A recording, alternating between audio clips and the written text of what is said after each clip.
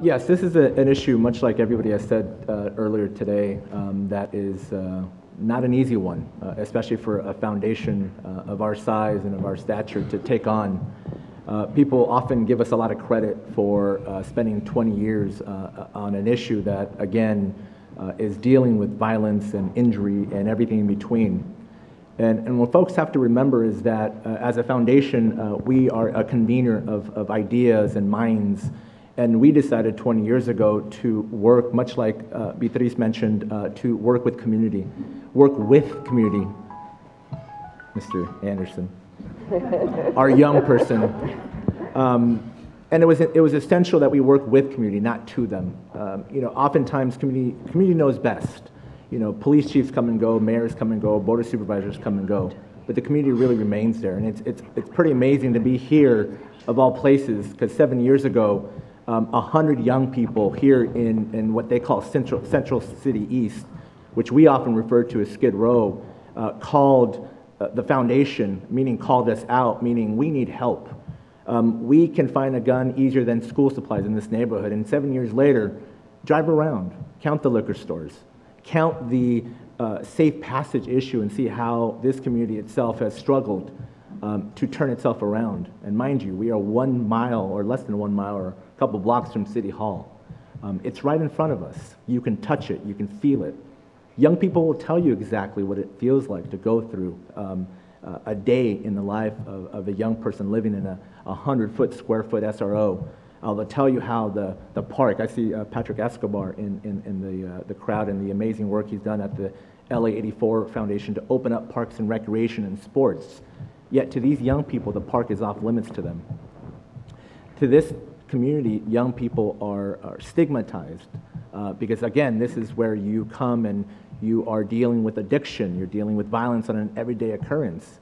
And we're okay with it in some way, because in some way our tax dollars pay for it, because we spend $3 billion in Los Angeles on suppression and very little on everything that we talked about. Public health model really looks at risk factors.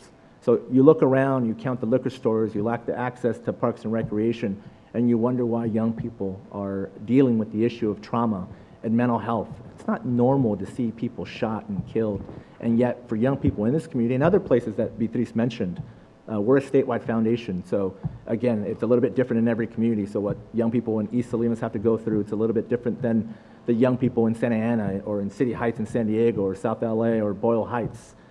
This is an opportunity to kind of learn with community, to really develop a comprehensive approach. And I think early on, post-Newtown, like Beatriz, I have an 8-year-old. I have an 8-year-old son. And again, it was a tragic situation that I still have not forgotten about. But at the same time, I recognize that every day, when we first started, there were 77 Newtowns in California collectively. Billy Weiss mentioned the number of individuals that were being harmed and killed in California in our own backyard. And you're talking about 2,000 individuals who were being killed every year. And so, as Diana mentioned at the start of this conversation, our board decided, along with every group you can imagine, anybody who is willing to put their hand on the deck, priests, people who were employers, mothers, fathers, young people, people who were formerly incarcerated, former gang members, law enforcement, researcher, academics, botanists, physicists, whoever it may be, we wanted to hear from them.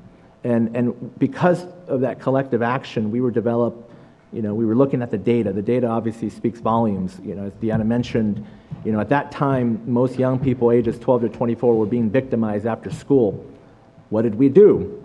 Well, collectively, we decided that we wanted to advocate for after-school programs. And fortunately, since 2004, the state of California has spent $550 million in after-school money. That's essential, because that now reaches tens of thousands of young people that before had no safety net, that really had no alternative, had no pathway. But still, we have a long way to go.